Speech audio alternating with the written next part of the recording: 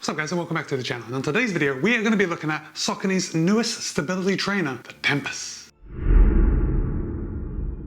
Now if you are a neutral runner and you haven't run in a stability shoe, I want you to keep watching because the Tempus is remarkably versatile. And I think calling it a stability shoe kind of conjures up some connotations of what a stability shoe is, with posts and rods in order to keep it stable. Well, the Tempus doesn't have any of that. Saucony creates a guided ride by combining foams. But we're going to get into that in just a minute. Let's talk about price. You can buy the Saucony Tempus today at Roadrunner Sports for $160. And guys, full disclosure, Saucony was kind enough to send me this shoe for the purpose of review. However, they're not paying me and they're not going to get to see it before you do on YouTube. With that said, let's talk about weight, because that is another area that the Tempus excels. I mean, the weight doesn't excel, in fact the opposite. Saucony claims that a US men's size 9 weighs in at 8.9 ounces or 252 grams. And my friends, if you have ever run in a stability shoe, I imagine your jaw just dropped, because that is remarkably light. And I think that is the secret to the success of the Tempus. But hold on, because I don't wear a men's size 9. I wear a US men's size 13 or UK size 12. And in my size, the Tempus tips the scale at 10.7 ounces or 302 grams, which I know some of you out there that have smaller feet are thinking, man, that's pretty heavy, but it's not. For a shoe like this, which I would class as a daily trainer, crossover into an up-tempo daily trainer, and moreover, if you are not a fan of the plated feel of super shoes and you require a little bit of guidance from your running shoes, I think the Saucony Tempus would work well for a tempo, even a race day shoe. So perhaps if you are a neutral runner like I am, that kind of shies away from the traditional stability shoe, I encourage you to take a look at the Tempus, especially as I have mostly been using this shoe for easier days and those longer efforts. Those longer efforts is where I find the guidance features from the Tempus really help me out. Because after I've been running for a couple hours, I know I tend to get a little sloppy, and this shoe just helps keep me in line. But we're going to talk more about the ride in just a second and why I think this is a good all-around option for you. The Saucony Tempus has 36.5 millimeters of stack height in the heel, 28.5 in the forefoot for an 8 millimeter drop. And as I said, I wear a US men's size 13 and the Tempus fits true to size. So let's start at the top, let's work our way down. And I'm kind of saving the best for last because, like in a lot of shoes, the magic really happens in this midsole. So for me, when I look at this heel collar, I am seeing something typically Saucony. Even though I think this fits into the daily trainer category, we don't have the amount of padding like some other daily trainers do, which is really good because we are cutting down on weight. With that said, I didn't notice any downside to the less cushioning around my heel collar, and overall I found them very comfortable. The heel counter is just totally rigid. I don't know if I've ever felt a more rigid heel counter. You can feel that piece of plastic that they've got right in the back, so right up to about the pull tab here on the back. And again, being a daily trainer, being a stability shoe or a guidance shoe, we kind of want that firmer heel counter to lock in our heel. Now the upper is a lightweight breathable mesh, and the Tempus uses several different weaves of mesh as we come down the shoe. We can see it's a nice loose weave here on the back. It gets kind of tight towards the midfoot, which I imagine is to contribute to that midfoot lockdown and just to make it a little more stable. And then we have these almost slits right in the front, which contributes to ventilation. Now there is quite a bit going on with overlays on this upper. We have several rubberized areas. We can see one right here on the medial side, and then again coming around the toe, and then towards the heel on the back on both the lateral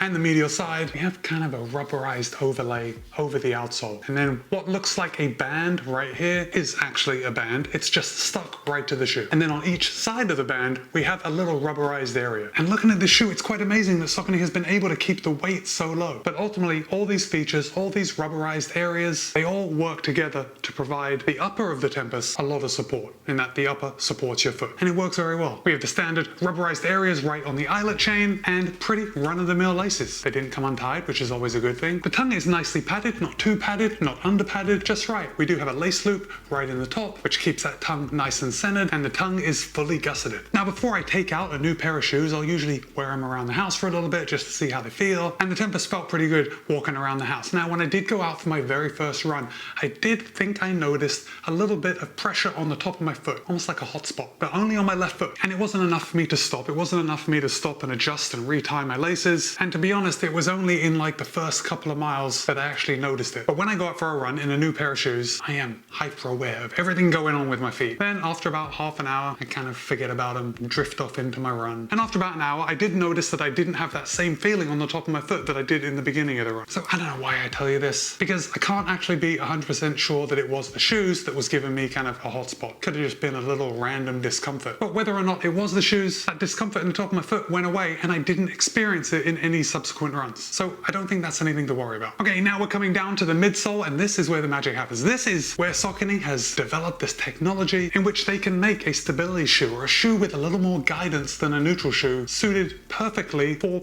pretty much everyone. Like, they've broken the mold with a traditional stability shoe, because now we have a stability shoe that isn't overly stabilized and is light enough that it could be used for race day. So they are using Saucony's Power Run PB. See the branding right here. Now, Power Run PB is Saucony's top of the line sensational foam. It's used in the Endorphin Pro, it's used in the Endorphin Speed. It's got a lot of bounce. It's nice and cushy and super responsive. But the Power Run PB isn't ideally suited for a shoe that needs a little stability. So Saucony has made a frame of their Power Run foam. Now, the Power Run is an EVA based foam, and ultimately what they've done is incorporate it in kind of a frame of foam around the shoe. And because the Power Run PB looks like a styrofoam cup, it's very easy to tell the difference between the Power Run PB here on the bottom and the Power Run on the top that kind of comes down in an S curve to the front. And then on the medial side, we have a lot of Power Run foam right here in this medial area. This is where the posting would be on a traditional stability shoe. And then we have these rails that come down the front, and that is what is going to keep the shoe a little more stable than if we just had Power Run PB foam. Of course, we do have the Power Run PB right here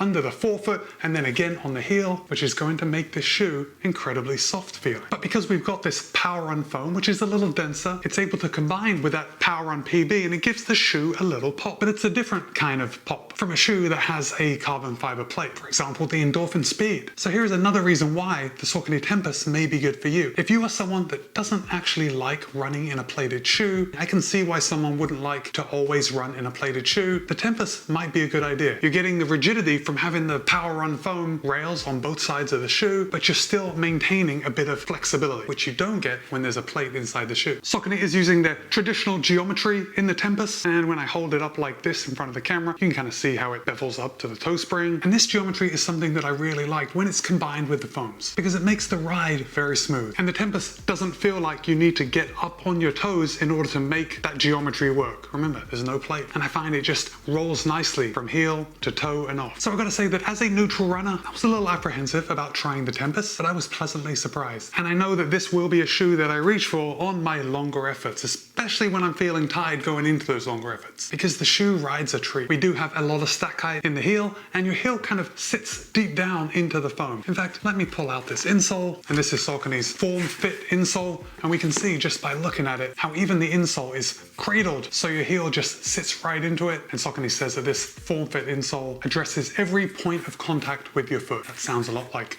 marketing speak, but I can't dispute it. I think it does. Moving down to the outsole, we have a good amount of coverage. We have Saucony's XT900 outsole rubber. Looking at it, the wear is absolutely minimal. Even on my lateral heel, which is where I get the most wear on the daily trainer, because based on the speed that I'm usually running in this type of shoe, that's where I first make contact with the ground. It looks pretty good. And based on my usage, I am going to predict that this is at least a 400-mile shoe. I wouldn't be surprised if you found that you could run considerably longer in this shoe. So all in all, I think the Saucony Tempus is going to fit a pretty wide range of people. If you are someone that usually goes for a stability trainer, I think you are the ones that are going to get the most benefit out of this shoe, because this is a real treat. It's very light, it's very responsive, and before the Tempus, we really haven't seen stability shoes that offer any level of performance, and the Tempus really changes that. Also, if you are a neutral runner that thinks you could use a little bit of guidance sometimes, I would put myself into that category. I think the Saucony Tempus is definitely worth looking at. I have enjoyed every mile that I've put in this shoe. I really hate calling it a stability shoe as much as a guided shoe, because the shoe really didn't force me to run in any different way. In fact, when I was fresh and I was going out for my runs, I really didn't notice anything. But it was when I started feeling tired and I felt my form breaking down a little bit, I think that's when the Tempus kind of stepped up and took care of me. So guys, let me hear from you. Is the Saucony Tempus something that you've had your eye on? Do you run in a stability shoe? And if so, what have you run in up until this point? Let me know in the comments. Guys, my name's Matt. This is my review of the Saucony Tempus. Be sure to snap up a pair from my Roadrunner Sports link. Be kind, be happy, run well. I'll see you in a couple of days.